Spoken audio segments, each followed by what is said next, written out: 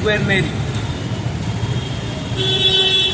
তিনজনেই একটা বিশেষ বাদ্যযন্ত্র তৈরির প্রথম দিকের স্রষ্টা, বিদেশি, ইউরোপিয়ান। আরেকটা মজার জিনিস, ফেলুদার একটা গল্পে এদের উল্লেখ আছে, বিশেষ করে একজনের উল্লেখ আছে, নিকোলা আমাটি, আমাটির ভেপু, এইভাবে একটি চরিত্র নিকোলা আমাটির নাম করেছে। আজকে কোথায় এসেছি বুঝতেই পারছেন, জায়গাটার নাম লালবাজার। কিন্তু লালবাজারে কোনো বাজার করতে আসে সম্পূর্ণ অন্য একটা কারণ, একটা বাদ্যযন্ত্র আর একটা দোকান, যে দোকানের সঙ্গে সেই বাদ্যযন্ত্রটা প্রায় সমার্থক হয়ে গেছে কলকাতার ইতিহাসে। খুঁজতে যাচ্ছে।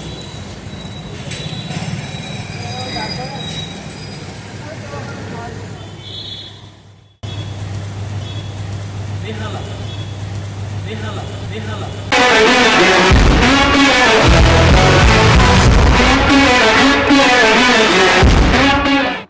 Vlogada.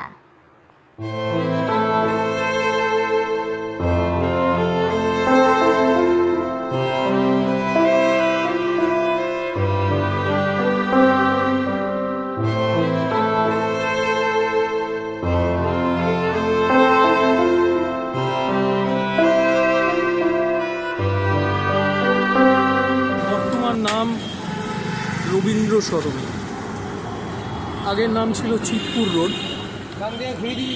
এই চিতপুর রোডের ওপরেই এখান থেকে আরও কিলোমিটার দুয়েক গেলে বিশ্বকবি রবীন্দ্রনাথ ঠাকুরের বাড়ি জোড়াসাঁকো এলাকায়, তারই নামের অনুসারে এই রাস্তার নতুন নাম রবীন্দ্র সরণি। বলা হয় এই চিতপুর রোড কলকাতার অন্যতম প্রাচীনতম একটি রাস্তা।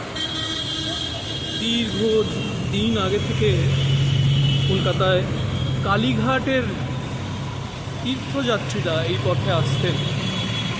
তবে আজ লালবাজারের কথাও বলতে আসিনি, রবীন্দ্রনাথের কথাও নয়, চিতপুরের কথাও নয়। আজকে বলতে এসেছি একটা বাদ্যযন্ত্রের কথা আর একটা দোকানের কথা। এন মন্ডল অ্যান্ড সান্স, সামনে সব সময় হাসি মুখে কেষ্টদা।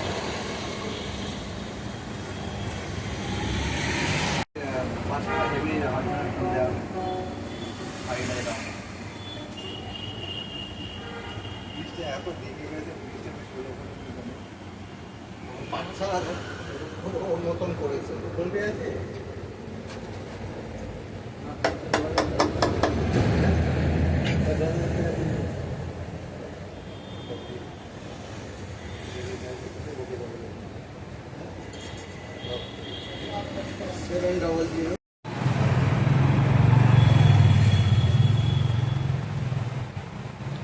এমন একটা যন্ত্র, বাদ্যযন্ত্র,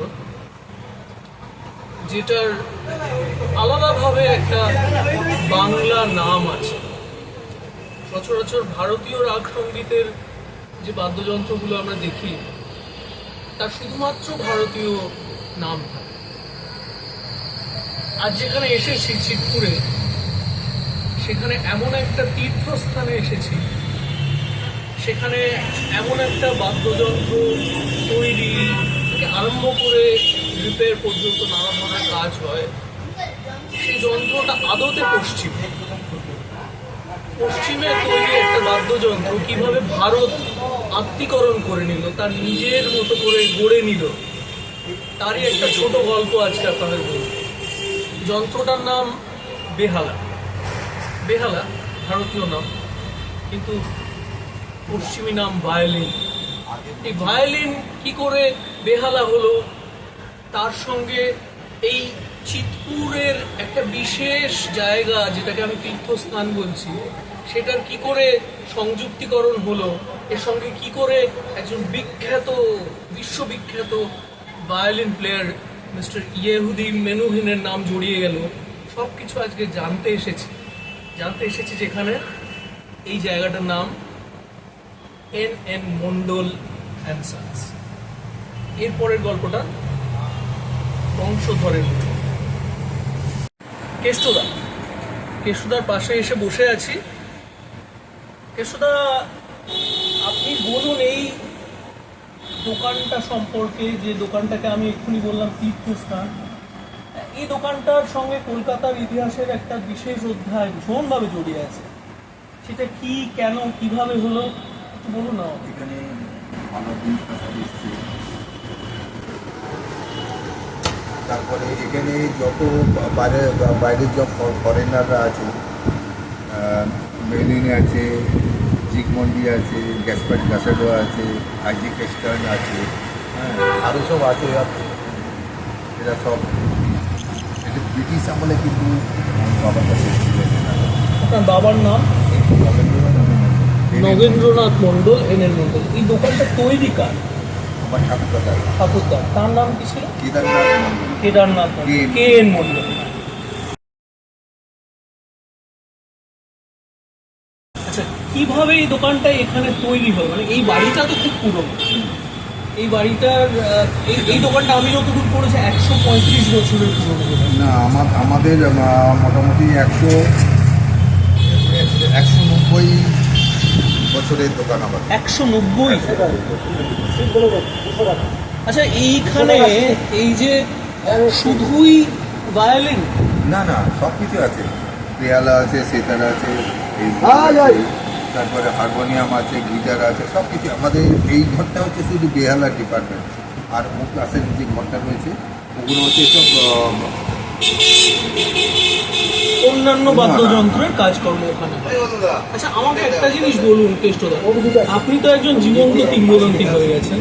মানে শাস্ত্রীয় সঙ্গীতের জগতে যারা এই বেহালা যন্ত্রটা নিয়ে কাজ করে, বিশেষ করে তাদের কাছে আপনি একেবারেই একজন জীবন্ত কিংবদন্তি। আমাকে একটা জিনিস বলুন যে এই এন মন্ডলের এই দোকানটা, এইটা এত ঐতিহাসিক, এত বিখ্যাত, এত স্মরণীয়, এত তাৎপর্যপূর্ণ কেন হলো? কি কারণে? শুনুন, আমরা যে কাজটা করি, ধরুন একটা অকেজ যন্ত্র, ফেলে দেওয়ার যন্ত্র, সেইটা নিয়ে এলো আমাদের কাছে। আমরা সেইটা তৈরি করে দিয়ে এমন আবার নতুন মতন করে দিই আর কি। যেন এটা নতুন মানে কি, এটা পুরাতন যন্ত্র, ফেলে দেওয়ার যন্ত্র, সেইটা আবার জীবন্ত হয়ে গিয়ে আবার সেটা নতুন হয়ে যায়, নতুনের থেকেও ভালো হয়ে যায়। আপনারা একটা গল্প বলি। বিখ্যাত ভায়োলিন প্লেয়ার মিস্টার ইহুদি মেনুহেন, একটা ঘটনার কথা এখানে বলাটা খুব যুক্তিযুক্ত হবে। সেটা হচ্ছে যে ভারত তখন সদ্য স্বাধীনতা প্রাপ্ত একটা দেশ হয়েছে, 47 সালের 15ই আগস্ট। তারপর 1951 সালে ভয়াবহ একটা খরা ভীষণভাবে একটা ব্যাপক ক্ষয়ক্ষতি এনে দেয় বহু মানুষের এবং গবাদি পশুর এবং কৃষির। সব মিলিয়ে দেশের কোষাগারে ভীষণ বড় একটা টান পড়ে। তখনকার তৎকালীন প্রধানমন্ত্রী শ্রী জওহরলাল নেহেরু, তিনি ইহুদি মেনুহিন সাহেবকে বলেন যে আপনি যদি কয়েকটা ভারতীয় শহরে কিছু সঙ্গীতের অনুষ্ঠান করেন এবং তার থেকে যে টাকা উঠবে সেটা প্রাইম মিনিস্টার্স রিলিফ ফান্ড, অর্থাৎ প্রধানমন্ত্রীর ত্রাণ তহবিলে জমা হবে। এরকম একটা অনুষ্ঠান যদি, একটা সিরিজ অফ প্রোগ্রাম যদি আপনি করেন, তাহলে আমাদের দেশের কোষাগারে কিছু টাকা আসে এবং সেইখান থেকে ত্রাণ করা যাবে। ইনফ্যাক্ট ইহুদি মেনুহিন সাহেব নিজেই জওহরলাল নেহরুকে শোনা যায় যে বলেছিলেন যে আমি ভারতবর্ষের জন্য কিছু করতে চাই। তো এরকম একটা সিরিজ অফ কনসার্টস হয় 1952 সালে, তারই একটি অনুষ্ঠান হয় কলকাতায়, এবং সেই উপলক্ষে ইহুদি মেনুহিন সাহেব কলকাতায় আসে। কিন্তু ঘটনাচক্রে ওনার একটা অত্যন্ত দামি এবং খুব প্রিয় একটা বাদ্যযন্ত্র ভায়োলিন, সেটা খারাপ হয়ে যায়। তারপরে কি হলো সেটা কেষ্টদা বলবে। কেষ্টদা, কি হলো তারপরে? এটা গভর্নর হাউসে তখন এসেছিলেন, এসে তখন নিয়োগ করে হাউসফুল, তখন ওই গভর্নর হাউসে তখন এসে বললো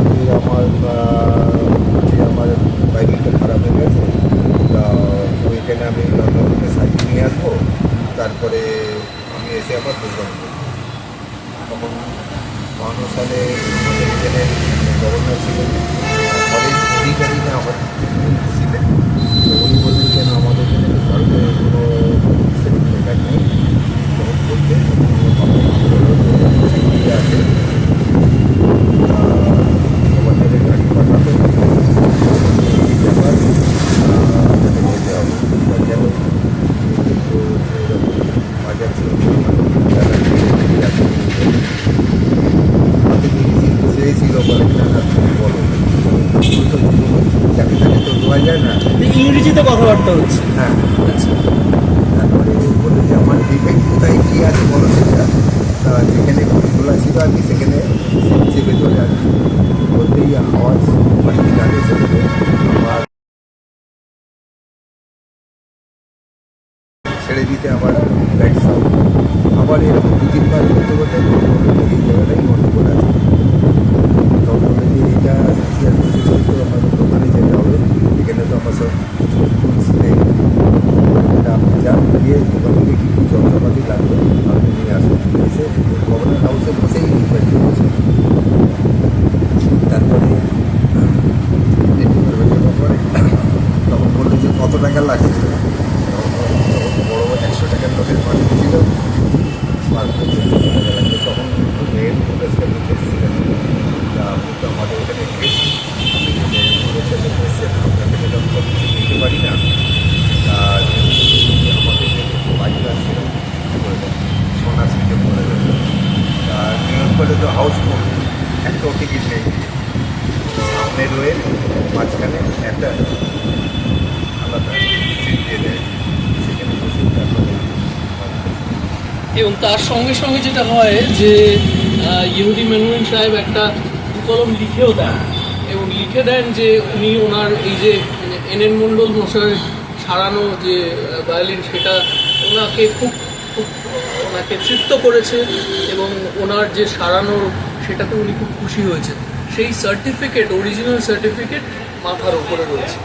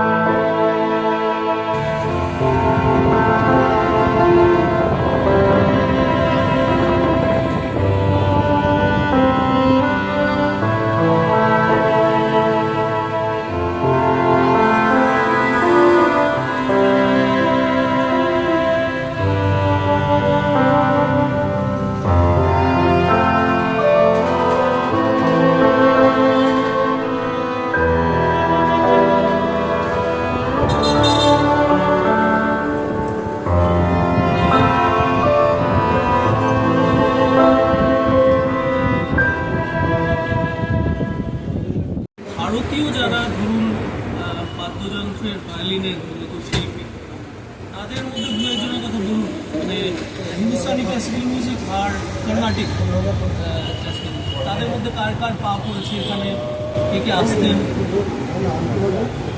ওনার শিষ্য যে শিশুদের ওই তো শিল আসতেন। আচ্ছা, এল সুব্রমণিয়াম এসছেন? সুব্রমণিয়াম আসেনি, কলরমনাথ আছে, কলারমনাথ আছে। আচ্ছা।